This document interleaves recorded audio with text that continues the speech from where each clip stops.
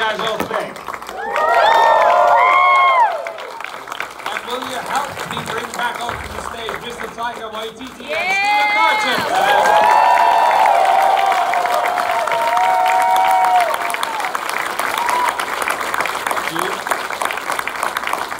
Looks like majority of the people stayed. They're all here. Okay. So, I thought two people. We did bump into two people. We bumped into a few people who left in disgust, Yeah, they were racist. But they were, I think they were offended by our Freddie Mercury impressions. yeah. So, we're going to be simulcasting this into some other theatres in the building. I have to repeat every question when someone asks a question. So, let me say it twice. People forget. No, let me say it twice. There you go. That works. I'm going to kick it off, and I'm going to start. You kick it off, and I'm going to kick this off. Kick my shoes off.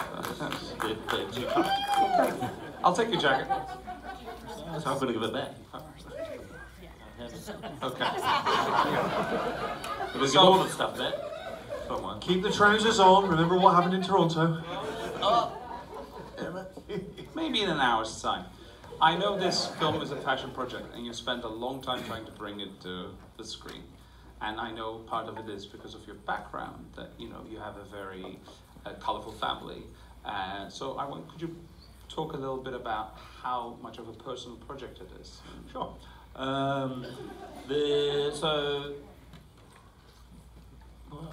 Yeah, colourful. Yeah, I mean, a little bit colourful. So I come from New Zealand. On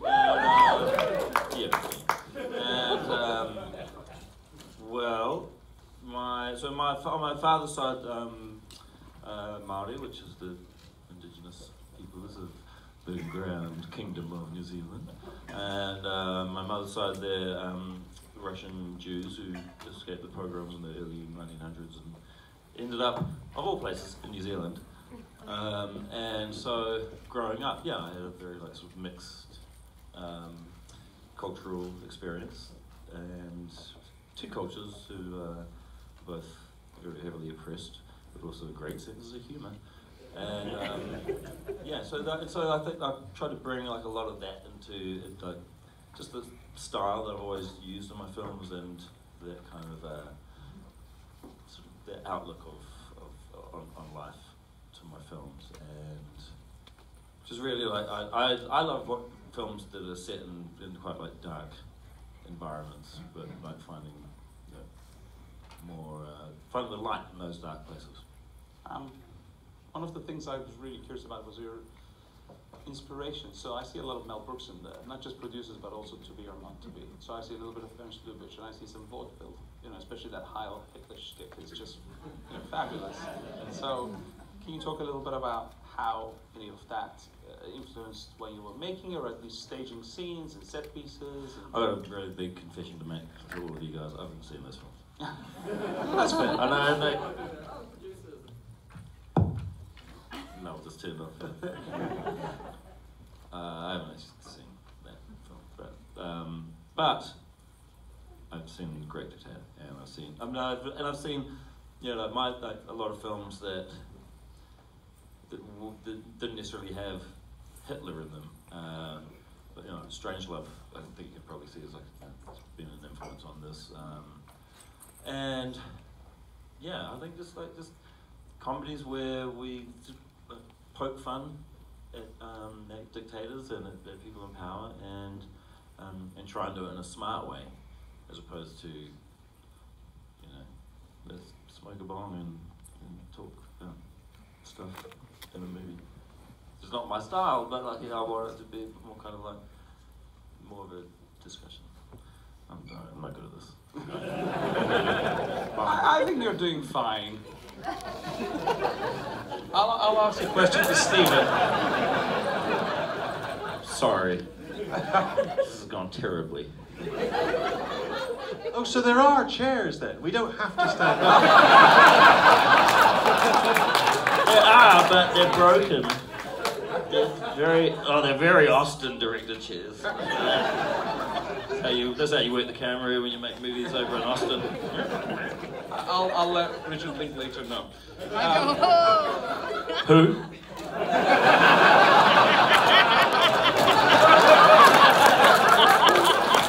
Back in a minute.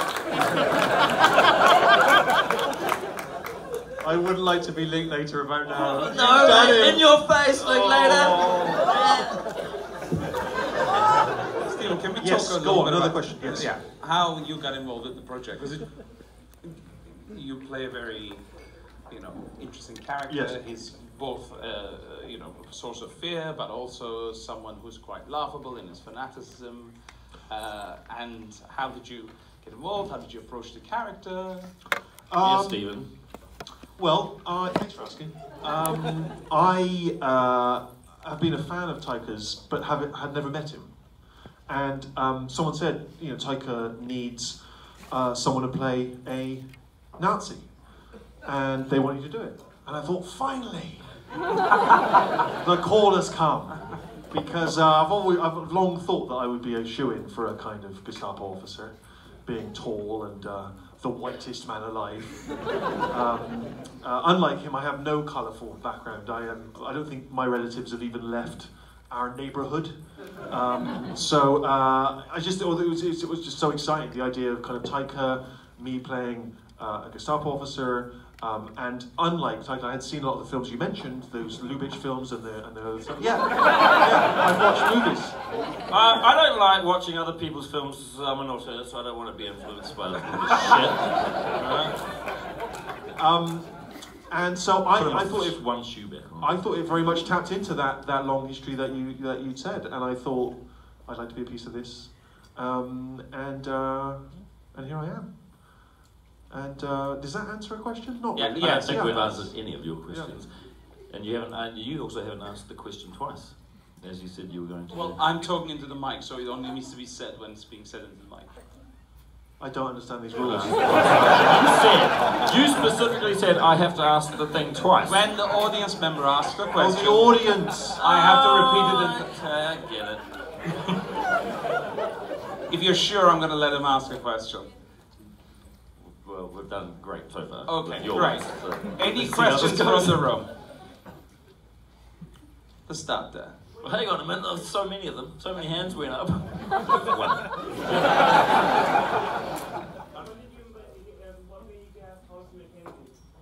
Oh, Tom. You see. So you didn't get it. I was about to Repeat the I was question. about to repeat to them because I'm used to this, because this is not my first Q&A Oh, great. rodeo. Okay. Really? It seems like it is. So the question was, where did we get Thomasin McKenzie involved, who's the brilliant actress who plays the character of Elsa? You should say it again too. I think they've heard it enough Okay, times. good. Yeah. There's no other movies after this, right? In this, we've got a lot of time. Shutting down the... Thomasin, she was one of the first people to audition and was already instantly on the shortlist. And I guess maybe just out of just thinking that I should look at other people, I decided to look at other people. But I think Katya and I already knew that we wanted her from the beginning. She's her family is sort of theatre royalty in New Zealand. So her mother is a friend of mine and her father's a friend of mine, and that's why I grew up in the theatre scene with her parents in New Zealand, and such a scene, theatre scene, and but so I've known Thomasin since she was very young, and she's become the most incredible actor. Right there. Thank God, one more. How did you get ready to be Hitler? Did you watch a lot of videos, listen to speeches, or did you just kind of wing it before you didn't get method with it?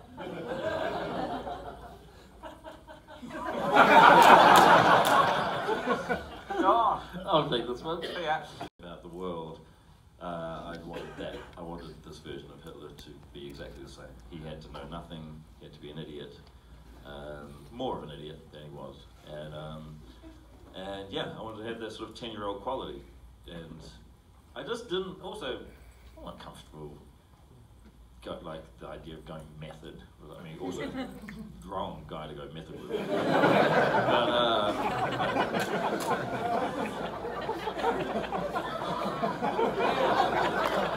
You'd have to cut off a ball. Yeah, become a vegetarian. Oh God, evil. No, then people are like, oh, did you keep the moustache? What? Who would ever keep that moustache on and walk around town? What are you going to do? Oh, I'm making a movie. Cut the moustache. I mean, it was bad enough. I mean, look at this hair. Look at that. I had to have it straightened. And for all those people out there who've had their hair straightened, I'm with you. I feel your pain. It's not a nice process. This is a fascinating insight into the filming process. I look like, in the days off, I look like someone who was going through a real midlife crisis, and I was. And I looked like there was someone just really trying to be cool with the straight hair. I got lots of really cool stories like this. I don't want to hear anymore. I didn't do any research. I didn't like the guy, and I didn't want to really give him that honour. Let's take another one. There's one right there. In approaching a movie about World War II, the Holocaust, and it's also a comedy, I found it genuinely moving and touching, and also funny at the same time. And I was curious kind of how you approach that, just on a general thematic level. Well, I was always fascinated. Wait. The question was... Thank you. The gentleman had seen the film, he'd enjoyed the film, you had juggled very serious themes with comedy, and you'd made it very moving, and he was wondering how you'd approach that particular style. On you go. Thank you. So I think what you're trying to ask is... So, I grew up watching a lot of World War II films, and I was obsessed with that particular war, which I think that people my age, like, that's the war that was the coolest war.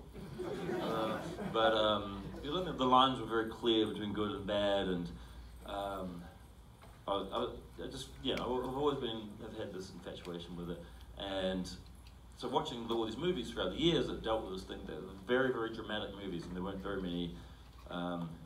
The style of telling these stories didn't really vary that much, and just knowing my own style, I don't think I can. I don't think I'll be very good at making just a straight drama. I just don't want to turn up to work and be depressed all the time, and I wouldn't want to do like a straight comedy because that's inappropriate. But so I feel like in telling these stories again and again, then we have to, because there was a reason that they said, let's never forget what happened, and it seems kind of weirdly that we are forgetting that stuff, and so I do think it's important that we keep telling these stories again and again, and especially that story, and I think you have to retell it in interesting new ways, and I object to this idea of it being it's a comedy about World War II.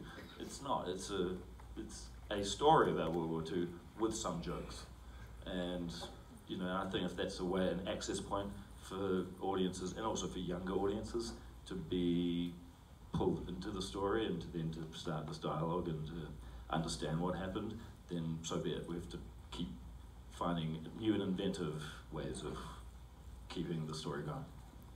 Yeah. We'll take one more. Right there, and then we'll take that one behind you.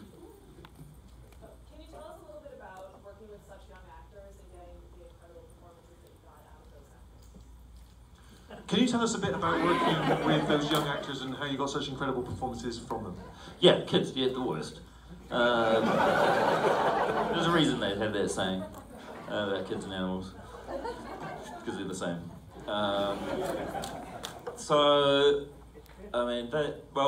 With casting those kids, Roman, he came in right towards the end of the casting process, and I think we were a little bit worried if we would find someone who was right for that part. And usually when I cast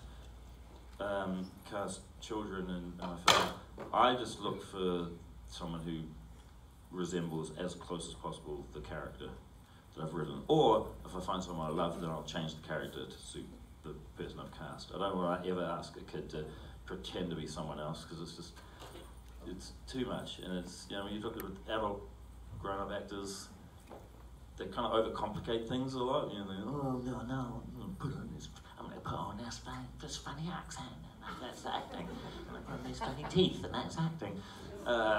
It's not. It's just you're bored of pretending. And so with kids, though, I think like you get the purest performances when you just let them be themselves and they just learn the words. And Roman really embodied the sensitivity that I was looking for in this kid, Thomason as well. Yeah, so but once you do that, then it's sort of smooth sailing after that, really. Like I think 80% of the work with kids is casting them, is finding the kid. And then there was one question. Right, yeah. I love the symbolism of the butterfly that you used. Was there any meaning behind that, or any like special ties you had to said butterfly? I love the symbolism of the butterfly in the movie. I just wondered if there was any significance to that. If you could expand on your thoughts on using the butterfly. My natural instinct is, of course, to remember the classic First World War anti-war drama, All Quiet on the Western Front. Is that in any way? You got it. Is that a reference to that? That's the reference.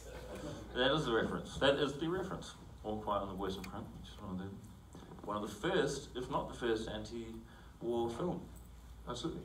And it's absolutely beautiful. And he's reaching out over his foxhole. He's reaching out, trying to get that little butterfly at the end. And then only shot. You remember the shot? It's just the hand, the butterfly, and then you hear, and this hand goes. Spoiler. That's the end of the film.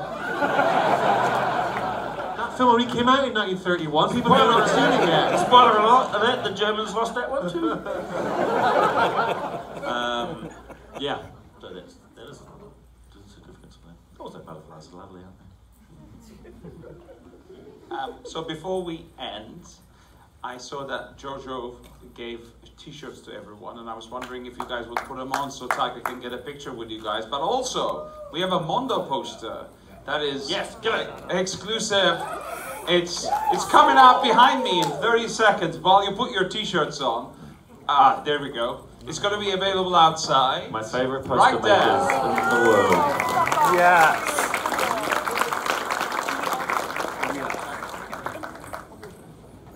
So put on your Jojo t-shirts and we can get a picture.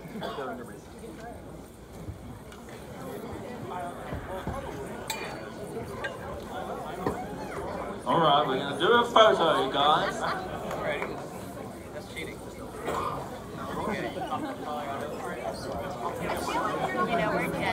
going to do a selfie.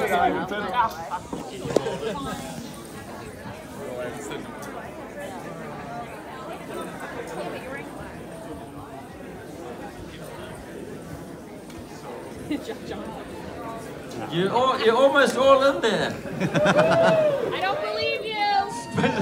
Just the bottom of the head. Oh, so there's an iPhone, you don't have the widescreen mode that Samsungs have? Okay. Well, this one. Oh, come on, guys, smile. I'm going to get my phone because it's got a better. Well, everyone, a huge round of applause for Thank you so much. Jojo Rabbit. Thank you very, very much. It's so nice to be here at the Alamo, where I came with my very first film all these years ago, and you're still here. It's great.